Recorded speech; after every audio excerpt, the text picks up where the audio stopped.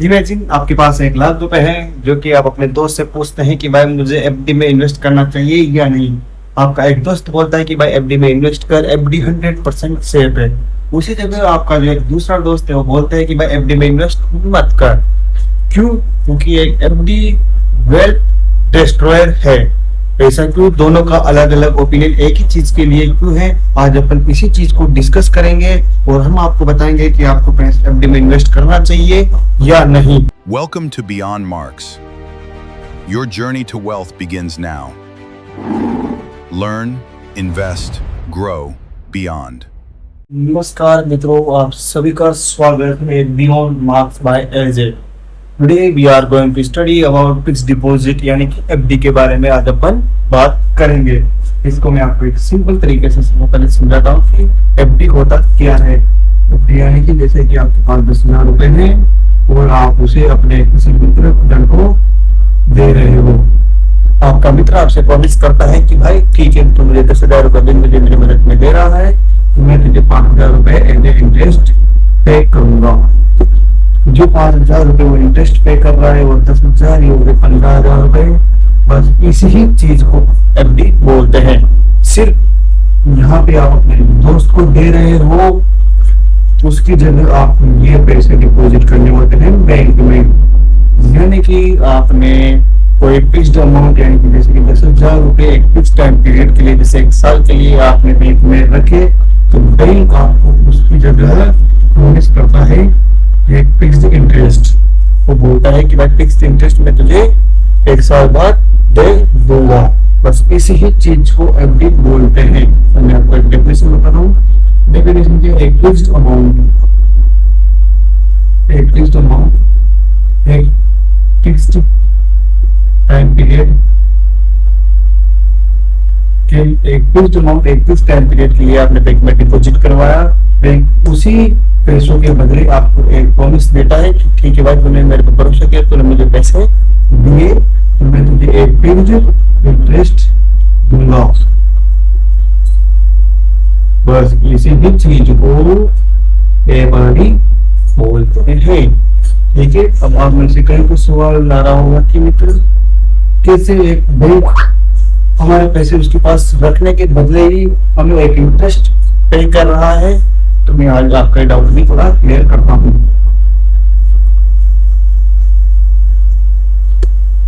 बहुत गंदा हो चुका है, तो अपन समझते हैं कि वो अपन को वापिस इंटरेस्ट क्यों पे कर रहा है अपने पैसे डिपॉजिट करने पे। तो बैंक क्या है? एक बिजनेस है। बैंक बिजनेस है, और जैसे कि आपने रील्स में देखा होगा, आपने कहीं ना कहीं पढ़ा होगा कि बिजनेस में कोई भी चीज फ्री में नहीं दी जाती, हर चीज के पीछे उसका कुछ ना कुछ पर्पस होता है। अब इसमें बैंक का क्या पर्पस रहता है? जैसे कि उसमें पैसे डिपॉजिट करने में उससे बोलता है कि कुछ परसेंट में आपको एफडी में इंटरेस्ट पे करूंगा। फॉर एग्जाम्पल अपन को एफडी का इंटरेस्ट मान लेते हैं 6%, तो बैंक अपन को एक जैसे 10,000 रुपए 1 लाख रुपए का अपन एग्जाम्पल लेते हैं। जैसे कि एफडी में 7%, तो जैसे कि आपने डिपॉजिट करवाया 1 लाख रुपए, अपन इसको डिस्कस करेंगे पूरा। 1 लाख रुपए आपने बैंक में डिपॉजिट करवाया, ठीक है। बैंक आपसे बोलता है मैं तुझे 7% एज ए रिटर्न दूंगा 1 साल बाद। तो उसका 7% कितना हो गया बच्चों? उसका 7% हो गया 7,000 रुपए, यानी कि टोटल हुआ 1,07,000 रुपए। ठीक है, तो बैंक आपको 1 साल बाद 1,07,000 रुपए देगा। अब बैंक इस पैसों का क्या करेगा? बैंक जैसे आपसे पैसे लिए तो आपको इंटरेस्ट फ्री में तो देगा नहीं, क्योंकि उसका भी कुछ पर्पस है। वो बिजनेस में तो उसमें जैसे वो आगे दे सकता है home loan, car loan, personal loan, किसी भी लोन के थ्रू आप किसी न किसी को पैसे लैंड कर देगा, मतलब लोन दे देगा। जैसे तुम्हारे एजुकेशनल लोन, तो बैंक ने आपसे 1 लाख रुपए दिए और वही 1 लाख रुपए किसी को उसने एजुकेशनल लोन के थ्रू दे दिए। अब उसने कितना परसेंट चार्ज किया? अब वो बच्चे से 13% चार्ज कर रहा है कि भाई ठीक, मैं तुझे 1 लाख रुपए दूंगा, तुझे भी पढ़ाई में काम आ रहा रख, लेकिन तू मुझे 13% देगा। तो फिर उसको भी कैलकुलेट कर लेते हैं कि जैसे उसको 1 लाख रुपए किसी बच्चे को दिए, उसका 13% हो गया 13,000 रुपए। तो इसका टोटल कितना हुआ?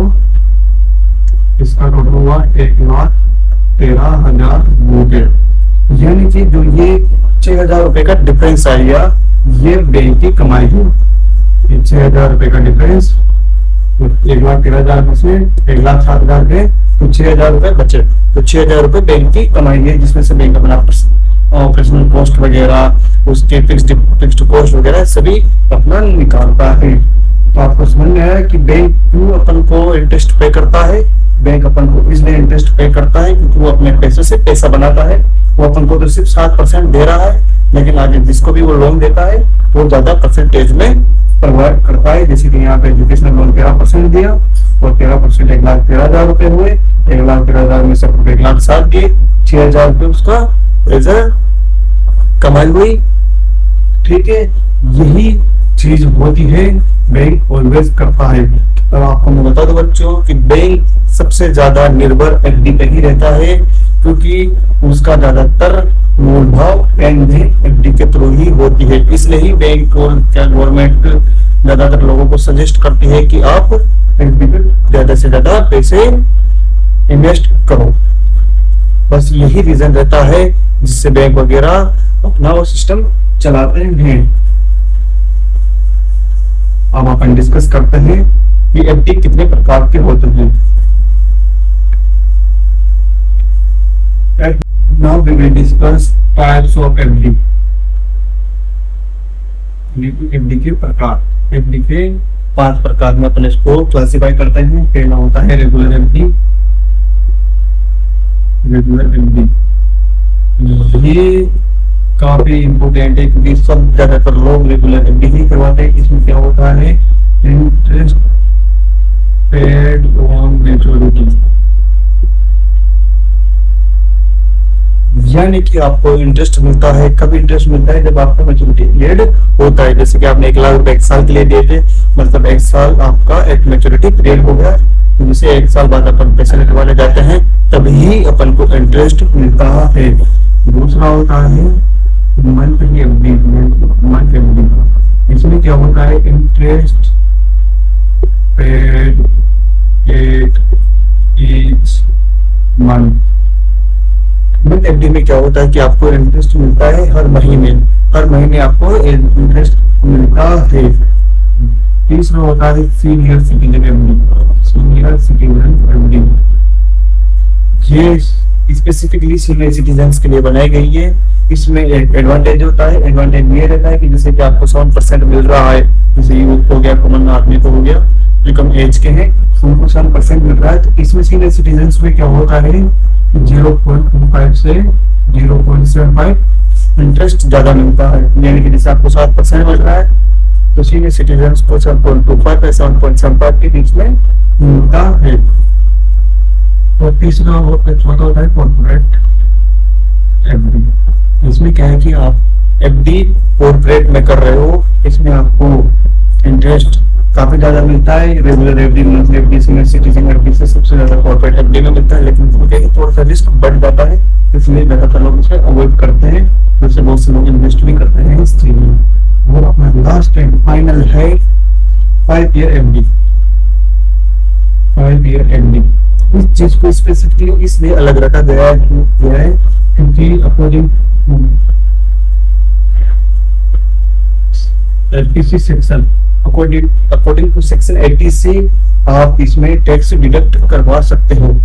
आपके अंदर डाउट आया होगा कि सर टैक्स, इसमें टैक्स कहाँ से आ गया। इसमें टैक्स आता है मित्रों। इसमें क्या होता है कि जो इंटरेस्ट आपको मिला, इंटरेस्ट यू गेट, उसमें उसमें आपको टैक्स देना होता है। यानी कि जो इंटरेस्ट आपको मिला, जैसे कि आपको 1,00,000 में 7,000 रुपए इंटरेस्ट मिला, तो 7,000 में आपको इंटरेस्ट टैक्स पे करना होगा। लेकिन 5 ईयर एफडी में आपका ये टैक्स डिडक्ट हो जाता है, आप क्लेम कर सकते हैं। तो फिर सर आप पूछोगे कि सर बाकी चीजों में तो हमें टैक्स देना पड़ेगा इंटरेस्ट, मतलब जैसे 1,00,000 का 7,000 इंटरेस्ट हुआ तो 7,000 में टैक्स देना पड़ेगा। हाँ जी मित्रों, लेकिन इसमें अपन जैसे मिडिल क्लास के लिए थोड़ा सा खुशी का पल है, खुशी की उम्मीद जगी हुई है, वो ये है कि जो वो टैक्स लगता है, जो टैक्स रैक के अंदर आता है, यानी कि जिसकी ओवरऑल कमाई अपने निर्मला सीतारमण जी के अकॉर्डिंग ज्यादा है उसको ज्यादा टैक्स देना पड़ेगा, जिसकी कम है उसको कम देना पड़ेगा। जैसे कि 0% से स्टार्ट होती है, 10, 20, 30% कर लेते हैं। जो 0% टैक्स रेट के अंदर आते हैं उनकी एफडी में कोई टैक्स नहीं लगता, उनको 7,000 का 7,000 रुपये वापिस मिलता है। लेकिन जो 10% के आते हैं अंदर तो उनको 10% टैक्स देना पड़ता है, जिसमें 7,000 का 10% हुआ 700 रुपये, यानी कि उनका जो उन्होंने इंटरेस्ट कमाए 7,000 रुपये, जिसमें से 700 रुपये तो निर्मला सीतारमण जी ले जाएंगे, जो कि अर्ध अपन को लेते हैं 20% का। यदि आपने 7,000 रुपये इंटरेस्ट कमाया उसका 20% हुआ 1,400 रुपये, यानी कि वापिस यदि आप ज्यादा नहीं हो तो आपको ज्यादा टैक्स देना पड़ेगा। मतलब आपकी एफडी में 7,000 रुपये में से 1,400 रुपये तो निर्मला जी ले जाएगी, यानी कि आपके पास बचे 5,600 रुपये, यानी कि आपने कमाए 1,56,000 रुपये। ठीक है, इसमें आपने कम कमाए, इसलिए ही कहा जाता है कि भाई अमीरों से और ज्यादा टैक्स ले रहा है। तो ये काफी इम्पोर्टेंट है, कहीं पर नहीं पढ़ाया जाता, बहुत बार मैं देखता हूँ तो बच्चों को इसमें थोड़ा डाउट रहता है कि सर इंटरेस्ट में टैक्स लगता है, नहीं लगता। तो इंटरेस्ट में टैक्स लगता है, लेकिन सिर्फ उनके लिए जो ज्यादा कमा रहे हैं, जो कम कमा रहे हैं उनको टैक्स नहीं देना पड़ता। तो आप इन चीजों का ध्यान रखना। अब अपन डिस्कस करते हैं advantages and disadvantages of FD. FD के क्या फायदे हैं और क्या नुकसान है। तो फर्स्ट अपन बात कर लेते हैं एडवांटेज, यानी कि फायदे। एडवांटेज ऑफ एफडी के क्या फायदे हैं। एफडी का पहला फायदा है ये वेरी लो रिस्की है, वेरी लो रिस्की, इसमें कम से कम रिस्क रहता है compare to other stock and other investment. इसमें आपका पैसा तो सेफ रहता है, कम से कम आपका प्रिंसिपल अमाउंट बिल्कुल सेफ हैंड में है। एंड सेकेंड इज अपना दूसरा है इसमें गारंटी रिटर्न, इसमें गारंटी रिटर्न, यानी कि जो आपको स्टार्टिंग में प्रॉमिस किया गया है, जैसे कि आपको 7% प्रॉमिस किया गया है तो आपको 7% गारंटी रिटर्न मिलेगा, भले कुछ भी हो। And third is peace of mind, peace of mind. इसमें क्या होता है कि आपको डेली मार्केट ट्रेस करने की जरूरत नहीं होती, मार्केट भले ऊपर जाए नीचे जाए, मार्केट क्रैश हो जाए, कुछ भी हो जाए, लेकिन आपको रिटर्न फिक्स मिलेगा, आपका प्रिंसिपल आपके फिक्स आपके हाथ में आएगा। ये चीज। और दूसरा चौथा होता है अपना इमरजेंसी फंड के लिए। जैसे कि आप बहुत अमीर हो, आपने अलग अलग जगह पैसे इन्वेस्ट करके आपके पास कुछ पैसे हैं, या फिर मिडिल क्लास हो में तरह, तो क्या नाम है, आपको इमरजेंसी फंड रखना चाहिए। तो आपके पास दो ऑप्शन है, तो घर पे रुपया बैंक में, तो सबसे बेस्ट ऑप्शन है और तो थोड़ा आपको हिंट देगा वो होगा एफडी। आप एफडी में इन्वेस्ट कीजिए, आप किसी भी दिन आप अपना पैसा वापस ले सकते हो। तो ये आपको सेफ भी, आपका पैसा भी आपको हैंड टू हैंड मिल सकता है। जैसे कि आप प्रॉपर्टी में इन्वेस्ट करते हो या फिर स्टॉक मार्केट में इन्वेस्ट करते हो, तो आपको कभी कभी जैसे प्रॉपर्टी में तो आपको 3-6 महीने तक प्रॉपर्टी नहीं बिकती तो आपका पैसा उलझा रहता है, लेकिन आप अपना इमरजेंसी फंड आप अपने एफडी में डिपॉजिट करवा सकते हो। फिफ्थ है easy to understand, easy to understand. FD करने के लिए आपको कोई रॉकेट साइंस पढ़ने की जरूरत नहीं है, बहुत ही सिंपल है। इसमें आपको कुछ नहीं, बैंक पे जाना है और बैंक से बोलना है कि भाई मेरी एफडी कर दे, वो आपकी एफडी कुछ डॉक्यूमेंट्स लेके कर देगा और आपको वो पहले ही बता देगा कितना % इंटरेस्ट आपको मिलेगा। और जैसे कि मैंने बताया कि सबसे कम रिस्क है, इसमें आपको रिटर्न गारंटीड मिलेगा, जो आपसे बोल दिया वो आपको मिलेगा। प्लस इसमें पीस ऑफ माइंड है, मार्केट ऊपर जाए नीचे जाए उससे अपन को कोई मतलब नहीं है। इमरजेंसी फंड, जैसे कि मैंने बोला खासकर इमरजेंसी फंड को एफडी में ही रखना चाहिए, क्योंकि आप कभी भी इसे डायलूट कर सकते हो और कभी भी आपको चाहिए आप हेल्प में निकाल सकते हो। मैंने जैसे बोला ये काफी इजी टू अंडरस्टैंड, इसमें कोई रॉकेट साइंस की जरूरत नहीं है। पैसे हैं तो बैंक में जाओ, बैंक वालों से बोलो कि भाई एफडी कर दे, वो आपकी एफडी कर देगा। अब अपन इसमें समझते हैं डिसएडवांटेज, डिसएडवांटेज ऑफ एफडी। मतलब एफडी के क्या नुकसान है? एफडी का सबसे पहला नुकसान ही इन्फ्लेशन है, यानी कि महंगाई। महंगाई ही सबसे बड़ा विरोधी है इसका, एफडी का। जो ज्यादातर लोग इन्वेस्ट नहीं करते वो इसी कारण इन्वेस्ट नहीं करते। क्यों? क्योंकि सपोज आपने 7% की एफडी में इन्वेस्ट किया, जैसे एफडी आप दे रहे थे 7% मिलता नहीं है, मैं आपको एग्जाम्पल बता रहा हूँ। लेकिन इन्फ्लेशन यानी कि महंगाई ही 10% हो, तो जैसे कि अपन बोलते हैं कि जैसे एफडी 7% है तो 1,07,000 रुपये हो गए, और इन्फ्लेशन मान लो आज जैसे 1,10,000 रुपये, इसकी वैल्यू एक इन्फ्लेशन के अकॉर्डिंग 1,10,000 रुपये, लेकिन अपन कुछ मिले 1,07,000 रुपये, तो अपन पैसा तो अपना ग्रो हुआ लेकिन उसकी वैल्यू डिक्रीज हो चुकी है। आज जो 1,00,000 रुपए की चीज आ जा रही थी, तो 1 साल बाद 1,10,000 की आएगी, और अपन को सिर्फ मिला है 1,07,000 रुपए। तो ये सबसे बड़ा इसका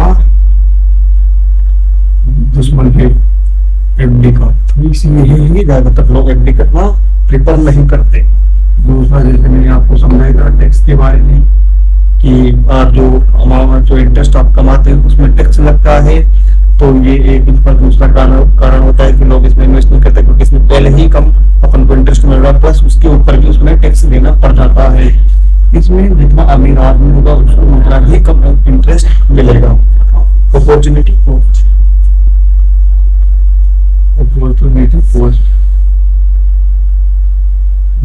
यही पैसे आप कहीं और जगह इन्वेस्ट करते, जैसे स्टॉक में या प्रॉपर्टी में किसी भी और जगह, तो आपको 7% से ज्यादा इंटरेस्ट मिल सकता था, लेकिन उसमें रिस्क थोड़ा ज्यादा रहता है। लेकिन ये सिल्वर ऑप्शन है तो इसमें आपको इंटरेस्ट भी कम मिलता है। कई बार तो आप इन्फ्लेशन भी बीट नहीं करते, मतलब महंगाई भी बीट नहीं होती, कई बार से महंगाई ही बीट होती है, और कई बार सिर्फ 1-2% ही आप कमाते हो, तो कमाना नहीं बचा।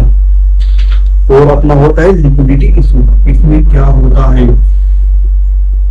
जो कि हिडन इशू, इसमें एक हिडन चीज रहती है, वो हिडन ये रहता है कि लिक्विडिटी इशू ये रहता है कि आपको जैसे ही आपने 1 साल की मैच्योरिटी है, आपने 1 साल के लिए डिपॉजिट करवाया, लेकिन आपको बीच में चाहिए पैसा, मेरे से मेरे बाद मेरे घर में किसी की प्रॉब्लम आ गई, पेट को बीमार हो गया, मुझे पैसे चाहिए, तो आपको या तो आपने पेनल्टी लगा सकता है, जैसे कि आपने उनका जो टाइम पीरियड, क्योंकि एफडी का मतलब होता है fix time period, fix amount के लिए ही जाना जाता है, तो आपने वो टाइम पीरियड बीच में ब्रेक कर दिया तो आपको पेनल्टी देनी पड़ सकती है, या फिर आपका जो टैक्स अमाउंट टैक्स है 7% वो आपको कम देंगे, 5% या 6% ही देंगे। तो ये इसके डिसएडवांटेज है। और जैसे मैंने आपको स्टार्टिंग में बोला था कि मैं आज आपको बताऊंगा कि आपको कब एफडी में इन्वेस्ट करना चाहिए, कब नहीं करना चाहिए। तो आपको एफडी में इन्वेस्ट करना चाहिए जब आप मार्केट्स में मतलब डरते हो, जैसे कि स्टॉक मार्केट वगैरह से आपको लगता है डर, लगता है कि सेफ ऑप्शन नहीं है, तो आप एफडी में इन्वेस्ट कर सकते हो। एफडी में इन्वेस्ट करके तो आपका पैसा सेफ रहेगा, कम से कम आपका प्रिंसिपल अमाउंट तो किधर भी नहीं गया। दूसरा, आपको इमरजेंसी फंड के लिए मैं लिख देता हूँ, इमरजेंसी फंड। आपको मैंने आपको बताया था कि जैसे कोई इमरजेंसी है, आपके पास एक्स्ट्रा अमाउंट है, तुम वो घर रखने से अच्छा आप एफडी में रख सकते हो, कभी भी आप पैसे को निकाल सकते हो और अपन यूज कर सकते हैं। और मैंने आपको जो एडवांटेज बताया कि वो भी आपको एफडी में इन्वेस्ट करने के लिए सजेस्ट कर सकते हैं। और सर मैंने आपको डिसएडवांटेज बताया था, वो कई लोगों को एफडी में इन्वेस्ट करने से रोकता है। ये चीजें थी एफडी के बारे में।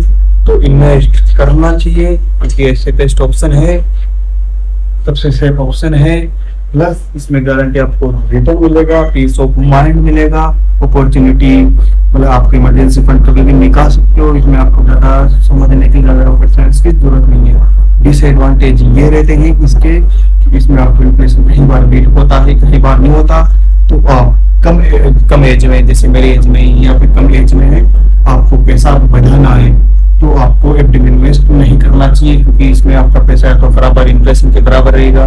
कई बार इन्फ्लेशन भी बेट नहीं होगी, मतलब महंगाई भी बेट नहीं होगी, कई बार आप इन्फ्लेशन से भी कम मतलब कमाएंगे तो सिर्फ 2% ही कमा पाएंगे। ये चीज होता है वो, प्लस आपको इसमें पहले इंटरेस्ट कम मिल रहा है, प्लस आपको इसमें टैक्स देना भी पड़ सकता है। ठीक है बच्चों, तो ये चीजें हैं जैसे कि आपको ध्यान रखनी है। कभी एडवांटेज को देख के आप सोच सकते हो कि मुझे इन्वेस्ट करना चाहिए। यदि आप उस चीज में इन्वॉल्व हो तो आपको क्राइटेरिया समझ में आ रहा है कि मेरे क्राइटेरिया मेरे अकॉर्डिंग है, तो एडवांटेज देके आप इन्वेस्ट कर सकते हो।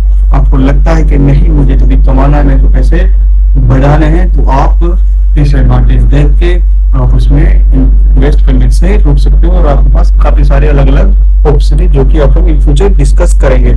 इसमें कुछ मिथ भी है, जैसे एफडी के बारे में कुछ मिथ है, मैं आपको बात कहें कि तो डिस्कस कर देता हूँ। जैसे पहला है कि आप एफडी में इन्वेस्ट करोगे तो आप अमीर बन जाओगे, क्योंकि आपको बताया जाता है, सपना दिखाया जाता है कि 10 साल बाद पैसे डबल। तो ये चीजें एक मिथ है। क्यों? क्योंकि 10 साल बाद पैसे डबल तो हो जाएगा, लेकिन 10 साल बाद उसकी वैल्यू नहीं रहेगी। तो मिथ नंबर 1 तो ये है कि कभी एफडी आपको रिच नहीं बनाएगी। FD never make you rich, वो ये मिथ है, वो कभी आपको रिच नहीं बनाएगी। या तो आपका इन्फ्लेशन के अकॉर्डिंग पैसे को एडजस्ट कर देगी, या तो आपको लॉस में ही डाल देगी। वैल्यू के अकॉर्डिंग पैसा तो बढ़ेगा, लेकिन उसकी वैल्यू उतनी नहीं बचेगी। एक मिथ तो अपना जो सबसे मेन है ये यही है। दूसरा मिथ नंबर जो कि दूसरा मिथ है एफडी के बारे में, वो है कि FD completely risk free. FD कभी कंप्लीटली रिस्क फ्री नहीं होता। एफडी में भी कुछ फ्लॉज है, जैसे कि कुछ बैंक्स, जैसे छोटे बैंक्स वगैरह जो दिवालिया घोषित हो जाते हैं, तो उसमें आपका पैसा रिस्क में है, हमेशा नहीं होता। पॉसिबल भी होता है, इसके चांसेस भी बहुत कम रहते हैं, लेकिन कंप्लीटली रिस्क फ्री नहीं है, और बस उसका भी चांस रहता है। इसलिए आप कुछ समय में देखा भी होगा कुछ बैंक दिवाले घोषित हो गए, तो उसमें क्या होता है कि आपका 5 लाख तक का पैसा, जैसे 5 लाख तक आरबीआई गवर्नमेंट उसमें सिक्योरिटी देती है कि आपका पर बैंक पर पर्सन 5 लाख रुपए हम आपको रिटर्न देंगे। इसमें प्रिंसिपल प्लस इंटरेस्ट दोनों आ गया। मतलब देखिए आपने पैसे इन्वेस्ट किए, मान लो 2.5 लाख रुपए आपने इन्वेस्ट किए, या फिर अपन मान लें 3 लाख रुपए आपने इन्वेस्ट किए, और वो 3 लाख है उसका इंटरेस्ट बन चुका है, और बैंक हो गए दिवाला घोषित, यानी कि आपको 6 लाख रुपए है, तो बैंक उनमें से सिर्फ आपको 5 लाख का ही कवरेज देगा, 1 लाख रुपए आपके गए। तो ये चीज होती है आपको, मतलब गवर्नमेंट आपको सिक्योरिटी इतनी प्रोवाइड करती ही है। ठीक है बच्चों, आज के लिए इतना ही। आपको आई होप समझ में आया होगा। कुछ भी डाउट हो तो आप कमेंट बॉक्स में लिखिए, मैं आपका जल्दी से जल्दी सॉल्यूशन देने की कोशिश करूंगा। Thank you.